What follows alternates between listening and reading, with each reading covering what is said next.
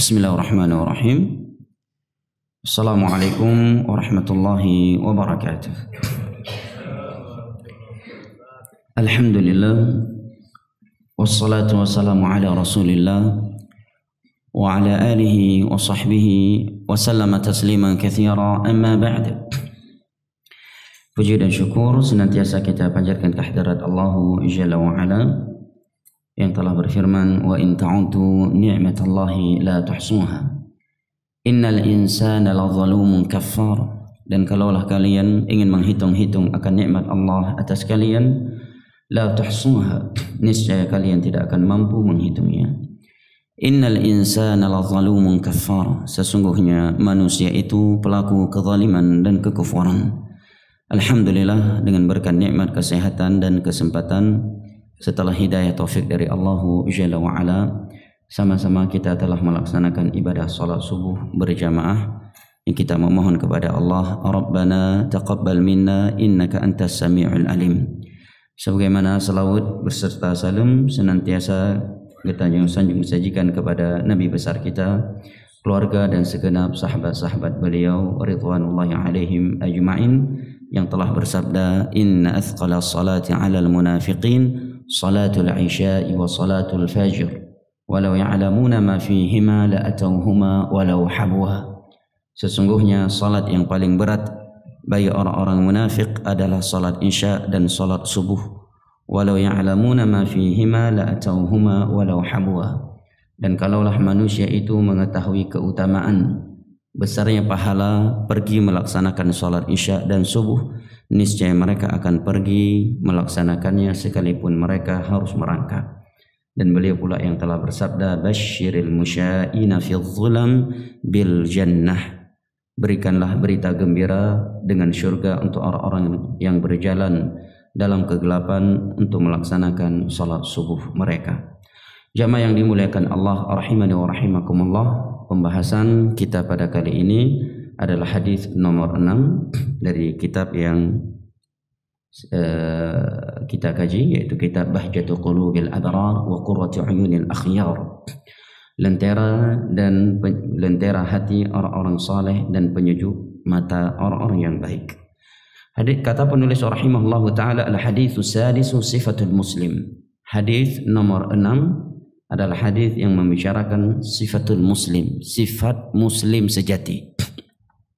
Mari kita simak hadis Nabi SAW yang berikut ini, yang menerangkan kepada kita kriteria muslim sejati, dan hendaknya kita menjadikannya sebagai cermin bagi pribadi kita sendiri, bukan kita sibukkan diri kita untuk mencerminkan orang lain. Mari kita cerminkan diri kita pada hadis Nabi SAW yang berikut ini. Kata penulis rahimahullahu taala, an Abdullah bin Umar radhiyallahu anhuma qala qala Rasulullah sallallahu alaihi wasallam, al muslimu man salima al muslimuna min lisani wa yadi, wal muhajiru man hajar ma nahallahu anhu, muttafaqun alaihi. Wa zada Tirmidzi wan Nasa'i, wal mu'min man aminahu an-nas wa ala dima'ihim wa amwalihim. Wa zada al-Baihaqi, wal mujahidu man jahada nafsahu fi ta'atillah. Dari sahabat Abdullah bin Umar radhiyallahu anhuma, beliau berkata, sesungguhnya Rasulullah sallallahu alaihi wasallam telah bersabda, al-muslimu man salimal muslimuna min lisanihi wa yadihi. Muslim sejati itu adalah orang yang mana muslim yang lainnya selamat dari keburukan lisan dan tangannya. Wal muhajir, dan hijrah sejati itu ini adalah kalimat yang lumayan populer ya di hari-hari ini atau di zaman kita ini, hijrah. Dan itu kalimat syar'i, kalimat yang datang dalam Al-Quran dan hadis Nabi SAW.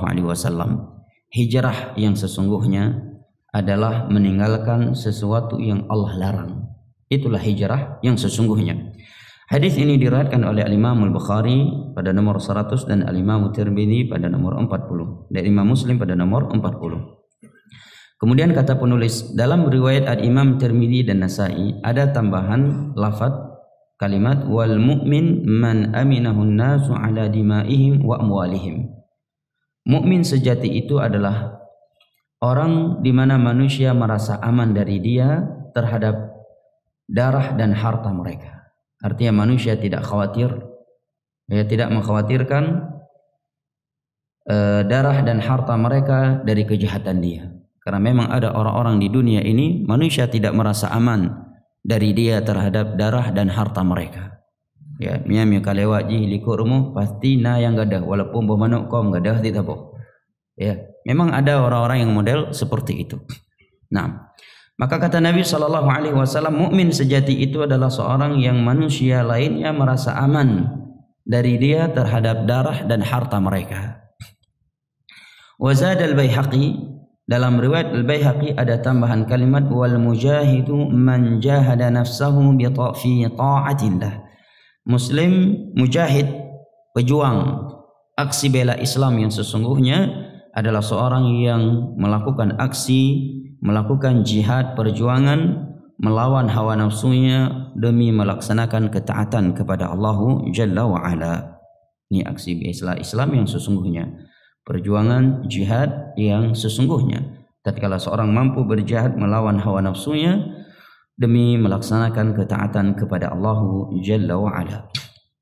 Baik, dalam hadis ini Nabi SAW menerangkan beberapa hal. Yang pertama, Nabi menerangkan kepada kita muslim sejati.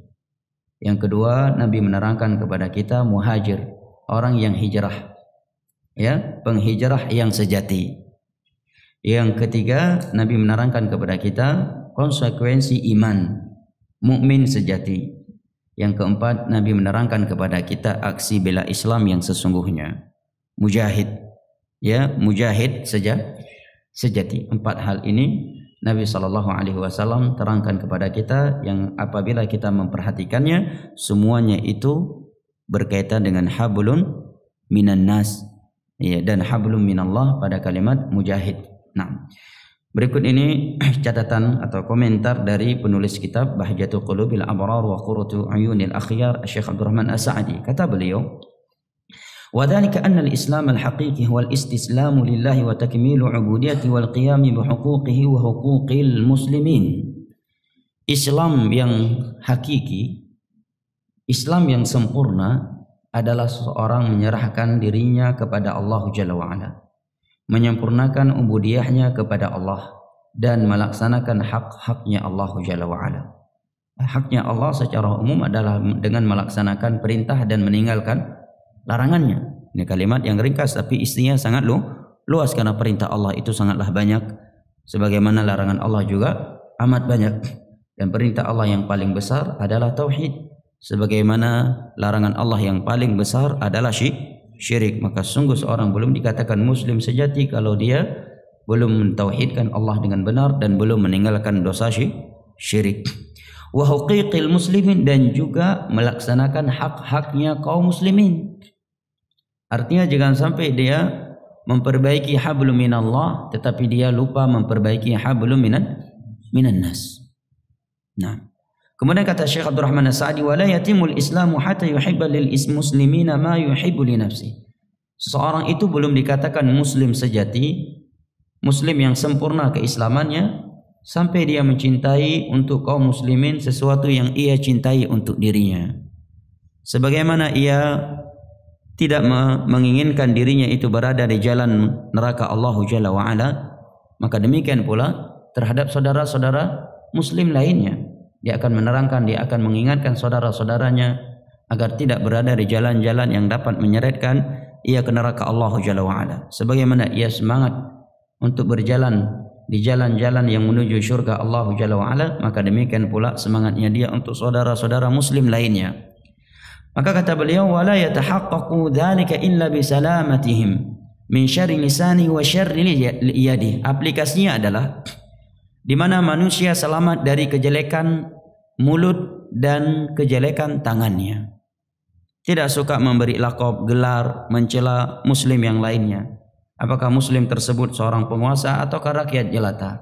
Apakah muslim tersebut orang kaya ataukah orang miskin? Seorang pejabat ataukah rakyat jelata? Selama dia muslim, masuk dalam keumuman hadis ini. Nabi SAW di dalam hadis yang diriwayatkan oleh Al-Imam Al-Bukhari bersabda, sibabul muslim fusuqun wa qitaluhu kufrun. Mencela seorang setiap muslim adalah bentuk kefasikan dan memerangi setiap muslim adalah bentuk kekufuran. Ini hadis Nabi SAW diriwayatkan oleh Al-Imam Al-Bukhari. Dan Nabi bersabda umum, Nabi tidak mengecualikan. Nabi berkata setiap mencela setiap muslim adalah bentuk kefasikan. Nabi tidak mengecualikan. Kalau pejabat silahkan kalian cela, silahkan kalian caci maki. Kalau bupati, gubernur, perdana menteri, menteri, presiden, raja, takat juga BBI, anamtalah. Ya, enggak. Semuanya, selama dia muslim, apakah dia orang miskin, rakyat jelata, seorang pejabat, seorang pemimpin, atasan, bawahan, selama dia muslim masuk dalam keumuman hadis ini. Hati-hati jangan sampai syaitan mempermainkan kita dalam hal ini.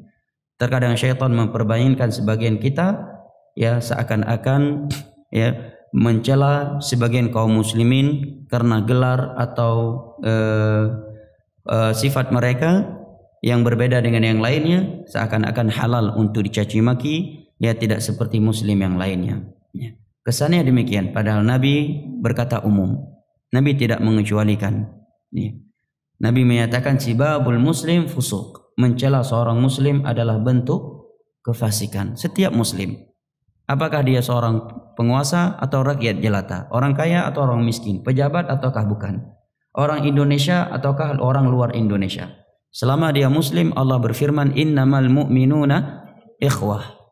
Undang-undang dasar kita di dalam berloyalitas al-wala wal bara adalah radina billahi rabba wa bil islami dina wa bi Muhammadin sallallahu alaihi wasallam nabiyyan wa rasula.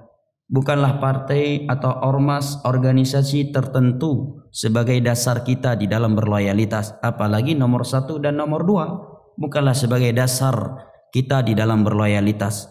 Dasar kita umat Islam dalam berloyalitas adalah radina billahi rabba wa bil islami dina wa bi Muhammadin sallallahu alaihi wasallam nabiyyan wa rasula. Jangan dijadikan nomor 1 atau nomor 2 atau nomor 3 atau nomor 4 jika ada sebagai dasar kita berloyalitas dalam berwala wal bara. Al-wala wal bara kita dibangun di atas radina billahi rabba wa bil islami dina wa bi Muhammadin sallallahu alaihi wasallam nabiyyan wa rasula. Innamal mu'minuna ikhwah. Siapa yang paling mulia di antara mereka? Allah katakan inna akramakum indallahi atqakum. Yang paling mulia di antara kalian adalah dengan takwa, yang paling bertakwa kepada Allah, bukan yang paling mengikuti nomor 1 atau nomor 2 atau nomor 3 atau mengikuti ormas ini, ormas itu, partai ini, partai itu, organisasi ini atau organisasi itu.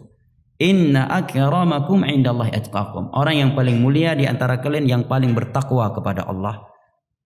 Nah, dan orang yang bertakwa kepada Allah dia akan meninggalkan syirik dan pengada-adaan amalan baru di dalam agama Allah.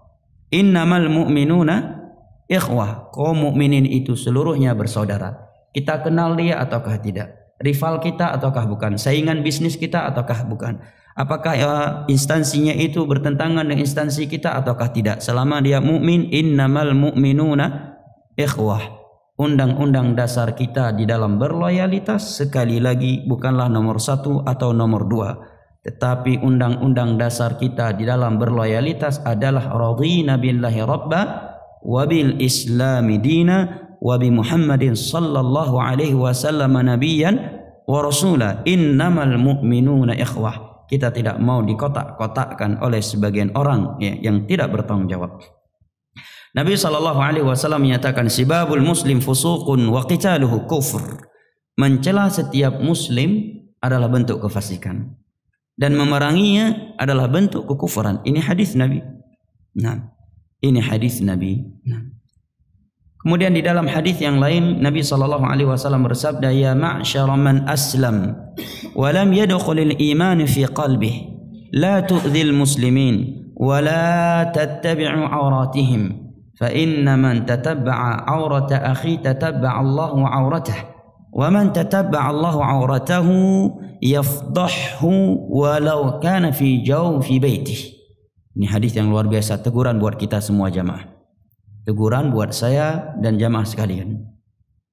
Nabi menyatakan, wahai orang-orang yang mengaku Islam padahal iman belum masuk ke dalam hatinya, kata Nabi. Bahasa yang cukup pedas ya, bahasa hadis Nabi. Kata Nabi, wahai orang yang Islam ya, menganut agama Islam, tetapi iman belum masuk ke dalam kalbu kalian. La tu'zil muslimin, jangan kalian sakiti kaum muslimin. Ya. Nabi berkata umum, kaum muslimin, apakah dia orang miskin atau orang kaya? Ya. Dia pejabat ataukah rakyat jelata? Atasan atau bawahan? Raja ataukah bukan? Apakah seorang gubernur, seorang bupati, camat, ya, menteri, perdana menteri, raja, presiden, atau dengan gelar-gelar yang lainnya?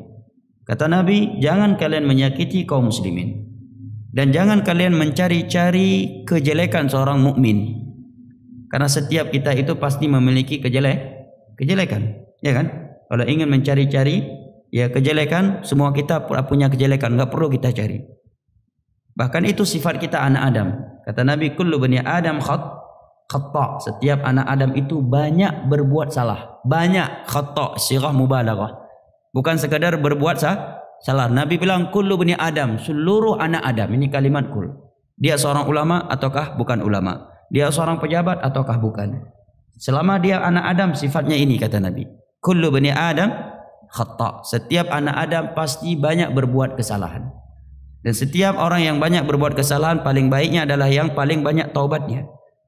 Makanya dalam Islam, ya, bukan kita pikirkan kejelekan dan kerusakannya, tetapi tugas kita adalah memperbaikinya, menasihatinya dengan etika, ya.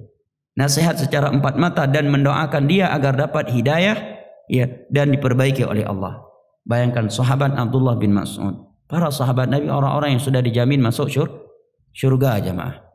Ya, recommended untuk mereka langsung dari Allah, turun dari 7 lapis langit untuk mereka. Nabi yang langsung merekomendit mereka. Beliau berkata apa, jamaah? Kata beliau, andai kata dosa itu punya bau, demi Allah tidak akan ada satupun orang yang mau duduk di sampingku. Siapa yang berkata demikian, jamaah? Apakah sekedar ulama kelas nasional, kelas internasional? Beliau seorang sahabat Nabi. Ya, ahli tafsir. Mereka adalah orang-orang yang dijamin masuk surga oleh Allah. Mereka belum mati sudah dijamin masuk surga oleh Rasulullah SAW. Lihat bagaimana santunnya, bagaimana kerendahan hati beliau. Tidak ada sikap dan ucapan di antara mereka yang mengesankan bahwa orang lain pasti semuanya masuk neraka. Lihat bagaimana ketawadhuan mereka. Kata Abdullah bin Mas'ud, andai kata dosa itu punya bau, niscaya demi Allah tidak ada satupun di antara kalian yang mau duduk bersama saya. Masya Allah, ya. Ini Abdullah bin Mas'ud radhiyallahu anhu. Demikianlah Islam. Makanya di zaman itu orang-orang non-Islam masuk Islam karena ketawadhuan mereka, ulama di masa itu, kesantunan mereka, kelemah lembutan mereka, akhlak mereka yang sangat mulia.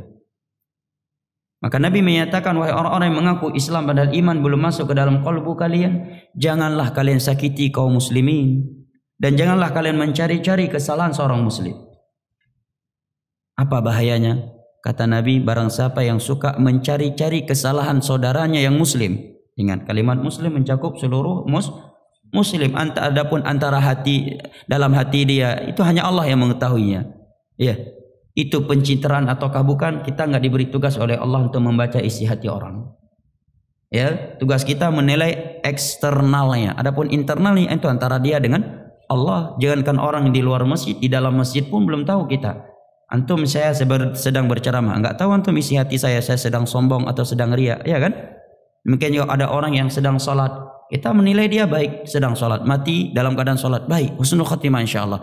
Walaupun bisa jadi itu su'ul khatimah apabila dia sholat dalam keadaan riya, mati dalam keadaan riya. Tugas kita melihat eksternalnya, ya. Tidak boleh sembarang menuduh orang lain, tujuannya itu riya, tujuan ini adalah dan itu. Nabi menyatakan, orang yang suka mencari-cari kesalahan saudara muslimnya, pas Allah akan mencari-cari kesalahannya, dan barang siapa yang Allah mencari-cari kesalahannya, maka Allah akan menyingkap kesalahan dia tersebut sekalipun dia sedang bersembunyi di dalam rumah ibunya. Dan ini fakta. Setiap ada orang yang menjelek-jelekkan orang lain, nggak lama kejelekan dia pun disingkap oleh Allah, siapapun dia, di dunia dan di akhirat. Mending kalau di dunia disingkap oleh Allah, selesai, ya kan? Karena semakin berat ujian di dunia, semakin berkurang pula ujian di akhirat. Tapi kalau aib kita di dunia Allah tahan. Allah singkap di akhirat. Ini yang lebih mengerikan. Kenapa? Karena di akhirat di padang mahsyar seluruh manusia yang pernah hidup di dunia berkumpul saat itu. Dari semenjak Nabi Adam sampai hari kiamat. Kejelekan kita yang dibongkar oleh Allah didengar oleh seluruh para nabi dan para rasul.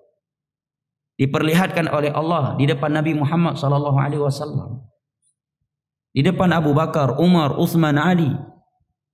Ini lebih memalukan lagi di depan hamba-hamba yang mulia. Umar rupaji gata lagi anda kau. Enggak malah ada. Ika Nabi dibongkar oleh Allah Jalla wa'ala. Ika para nabi dan para rasul. Dan di dalam surat An-Nur Allah berfirman, innal ladzina yuhibbuna an tasyi'al fahishatu fil ladzina amanu lahum 'adzabun alimun fid dunya wal akhirah. Sesungguhnya orang-orang yang suka menyebarkan kesalahan saudaranya. Kesalahan berarti apa? Memang betul dia buat salah, apalagi belum tentu betul, apalagi hoax. Ini betul dia buat kesalahan, dia buat maksiat betul. Kemudian ada orang yang menyebarkannya, dia share. Maka bagi dia azab yang pedih di dunia dan akhirat. Kata para ulama, bisa jadi dosa orang yang menyebarkan kesalahan saudaranya itu lebih besar daripada orang yang melakukan kesalahan itu sendiri. Misalkan ada orang berzina, rakyat atau pejabat. Mungkin setelah berzina dia bertobat, ya kan? Kemudian tersebar video tersebut. Kita share kemana-mana sehingga ada 1000 orang menonton video itu sebab 2 jari jemari kita. Berapa ribu orang, berapa ribu dosa yang harus kita tanggung? Orang lain mencaci maki, 5.000 orang mencaci maki orang ini gara-gara video yang kita share. 5.000 dosa orang yang harus kita tanggung setelah kita menanggung dosa kita sendiri. Hati-hati jemaah. Apalagi zaman media ini, orang terkadang nampak di masjid, masya Allah begini begitu kita lihat apa yang dia share di berita-berita, andai kata itu benar, tapi itu masuk ke dalam hadis dan ayat ini, menyebarkan kesalahan seorang muslim, apalagi itu belum tentu benar. Ya, bisa jadi hoax. Ya, dan Allah berfirman, "Ma yalfidhu min qawlin illa ladaihi raqibun atid." Setiap kalimat yang keluar dari mulut itu dihisab jamaah. Ini sangat ngeri jamaah. Semenjak kita berumur baligh sampai meninggal dunia, seluruh kalimat, seluruh kata yang keluar dari mulut kita akan dihisab dan akan dipertanggungjawabkan. Okelah kalau di dunia ini kita punya kekuatan, orang nggak mampu menghukumi kita. Kita kebal hukum atau kita banyak jamaah sehingga mungkin pihak-pihak tertentu ingin memperkarakan kita, mikir panjang nanti kalau dia diperkarakan ribut ini negara. Baik, setelah itu kemana kita? Begitu mati, apakah ada yang bisa kebal hukum? Ada yang bisa kebal malaikat maut? Bisa kebal azab di alam barzah? Ya, yang sebagian penduduk alam barzah diperlihatkan oleh Nabi, perut mereka diisikan kala jengking dan ular oleh Allah Jalla wa'ala. Itu diperlihatkan kepada Nabi ketika beliau mi'raj. Nabi terkejut melihat ada sebagian orang dalam kuburannya, perutnya diisikan kala jengking dan ular oleh Allah. Ketika Nabi bertanya kepada Jibril, siapakah mereka? Maka Nabi menjawab, mereka para pemakan riba, pemakan harta haram. Ini sebagai contoh. Demikian juga kalimat. Dan karena kita memiliki tahta, memiliki jamaah yang banyak, bisa berkata sesuka kita, mengeluarkan fatwa sesuka kita. Ingat, semua itu dihisab. Dari semenjak umur kita sudah balik sampai mati, semua itu perkata. Kita mungkin kata yang tadi 1 jam aja udah lupa ngomong apa aja tadi, ya kan? Apalagi kata yang keluar seumur hidup. Begitu datang di hari kiamat, kata Allah, la yughadiru saghiratan wala kabiratan illa ahsaha wa wajadu ma amilu hadira wala yadhlim rabbuka ahada. Iqra kitabak kafa bi nafsika al-yawma 'alayka hasiba shahida kafa bika al-yawma 'alayka hasiba. Nah, subhanallah, kita datang catatan amalan udah penuh. Dari semenjak umur balik kita sampai mati, seluruh ucapan, seluruh perbuatan tercatat di situ. Menit ini, hari ini kamu melakukan ini di kamar sendirian. Ketika ini, di dalam ini, di tempat ini, tempat. Subhanallah. Semua berada di dalam catatan tersebut.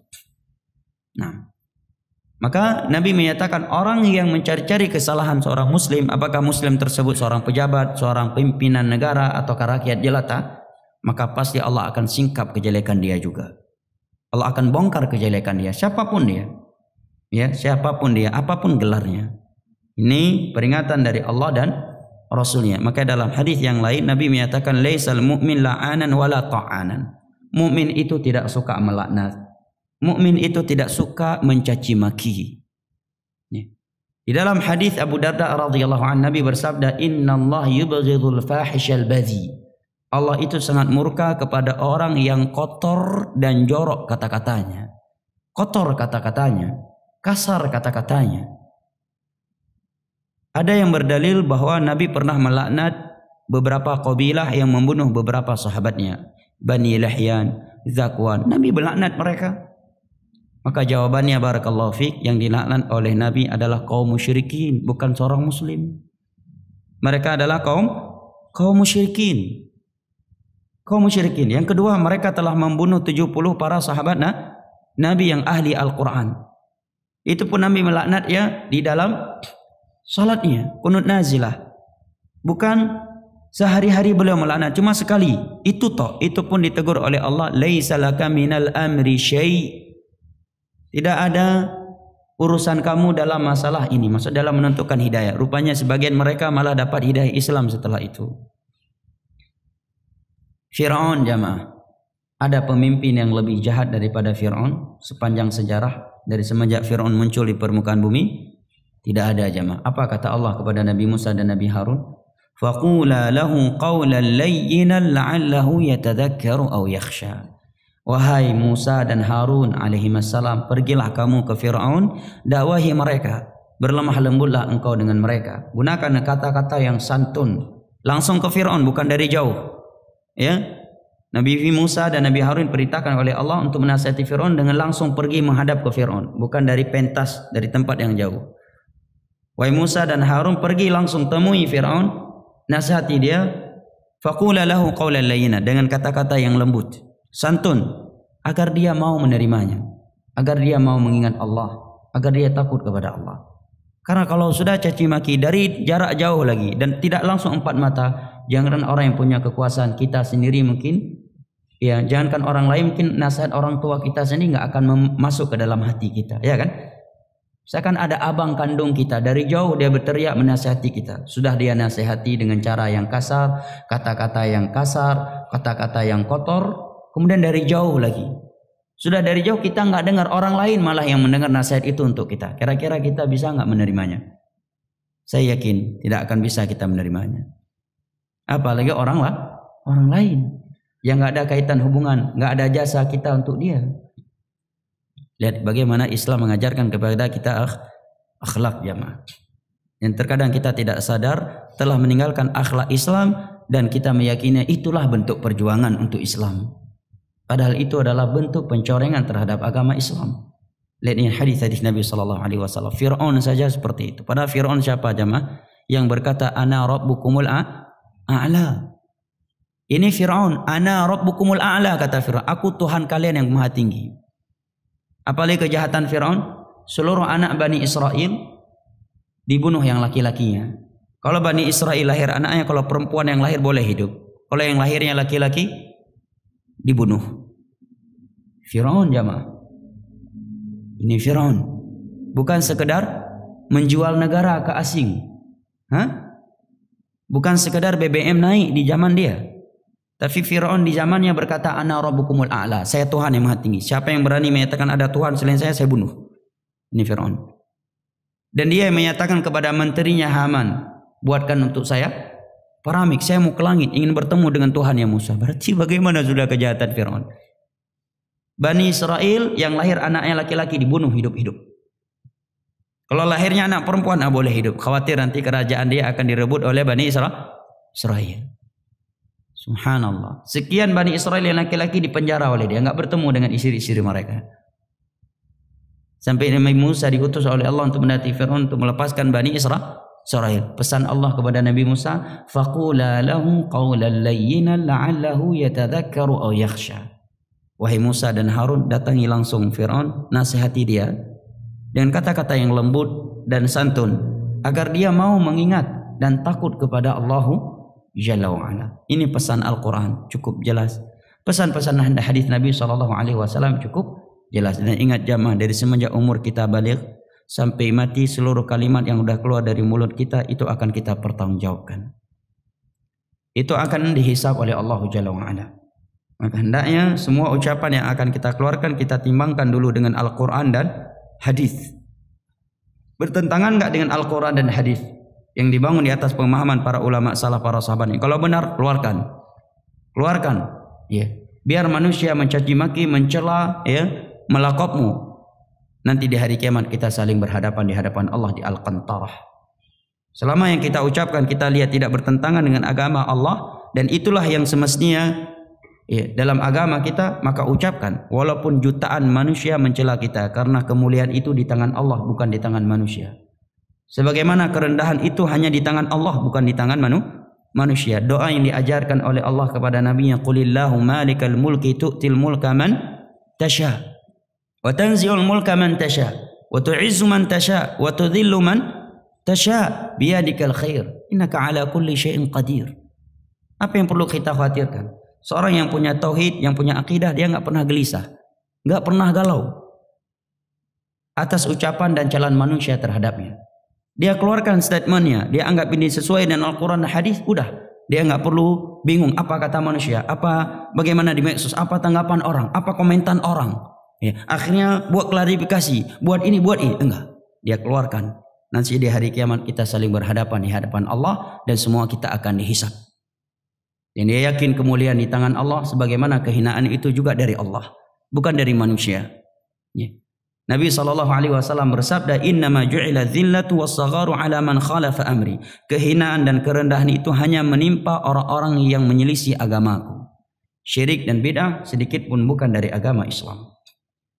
Kerendahan dan kehinaan itu hanya menimpa orang-orang yang menyelisihi agamaku, kata Nabi SAW.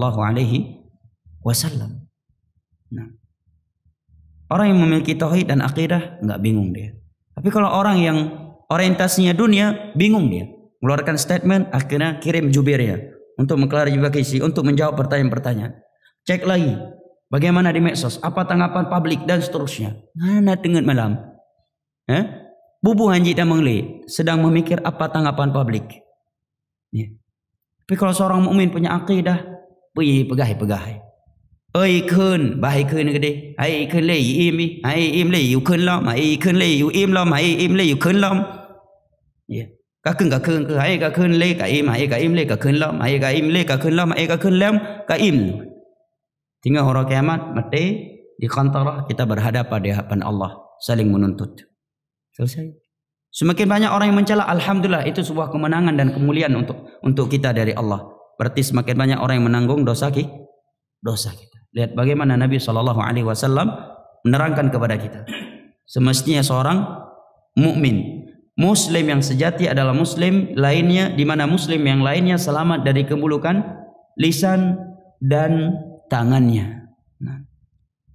Yang kedua kata Nabi, muhajir hijrah yang sesungguhnya adalah meninggalkan sesuatu yang dilarang oleh Allahu Jalla wa Ala. Ini makna hijrah yang umum. Adapun makna hijrah yang khusus yang wajib atas sebagian orang saja dikarenakan sebab-sebab tertentu adalah hijrah berpindah dari negeri kekufuran ke negeri Islam. Itu wajib untuk sebagian orang ya apabila dia berada di negeri orang kafir, karena Nabi berlepas diri dari orang yang mati di negeri orang kafir. Nah, ya. Hijrah secara umum yang seluruh orang harus melakukannya, yang sifatnya fardhu ain adalah hijrah meninggalkan apa saja yang Allah larang. Di antara perkara yang Allah larang dan itu yang paling besar adalah syirik. Kemudian mengada-adakan ibadah baru dalam agama Allah dan maksiat-maksiat yang lainnya. Jangan sampai kita lupa apa itu hijrah dan apa itu perjuangan untuk Islam yang sesungguhnya. Sehingga kita menyangka bahwa apa yang sedang kita lakukan adalah bentuk perjuangan untuk Islam, tetapi kita melupakan perjuangan yang sesungguhnya buat Islam, yaitu meninggalkan larangan-larangan Allah dan melaksanakan perintah-perintah Allah pada diri kita terlebih dahulu. Nah, adapun orang lain maka kita nasihati semampu kita. Bukankah Allah berfirman, ya ayyuhalladzina amanu qu anfusakum wa ahlikum nara. Adapun orang lain semampu kita. Kita beri nasihat, mampu dengan tangan, kalau dia anak kita berarti bisa dengan tangan. Oh, bukan anak kita, bukan anak buah kita, dengan lisan. Enggak mampu dengan lisan, kata Nabi, fa biqalbi, dengan hatinya. Dan itu selemah-lemah iman. Ya, yang paling wajib qu anfusakum wa ahlikum nara. Ini yang perlu kita renungi jamaah. Yang perlu kita pusatkan pikiran kita bagaimana kita mati dalam keadaan husnul khatimah. Malaikat maut datang, kita udah siap. Sekarang detik ini kita mati, udah siap jamaah. Detik ini kita mati, detik ini langsung dapat azab dan dapat nikmat di alam barzah. Ya. Walaupun jasad kita mungkin udah bertahun-tahun belum dikuburkan, tetap ya. Ruh alam barzah langsung. Semenjak mati sampai hari kiamat kita di alam barzah penuh dengan nikmat atau adab, tidak ada yang ketiga. Sampai hari kiamat. Setelah hari kiamat datang belum selesai, ada padang mahsyar, ada hisab, ada mizan, ada nasyrus suhuf, ada as-sirat, ada al-qantarah, ada al-'araf. Baru setelah itu surga atau neraka. Ini yang perlu kita pikirkan. Detik ini mati sudah siap? Iya. Jangan sampai kita menjadi seperti lilin. Atau kita ingin membicarakan perkara-perkara besar yang sebenarnya itu bukanlah kewajiban kita. Walaupun itu wajib, mungkin mati fardu kifayah. Sedangkan gara-gara melakukan hal itu fardu ain kita tinggalkan. Nah, wallahu a'lam bishawab. Lanjutan hadis ini kita lanjutkan pada pertemuan mendatang karena ini hari kerja. Saya kira sampai di sini, lebih dan kurangnya Tuhan mohon maaf. Wabillahi taufiq wal hidayah wa sallallahu ala nabiyyina Muhammad wa ala alihi wa sahbihi wasallam wa akhiru da'wana anil hamdulillahi rabbil alamin. Wassalamu alaikum warahmatullahi wabarakatuh.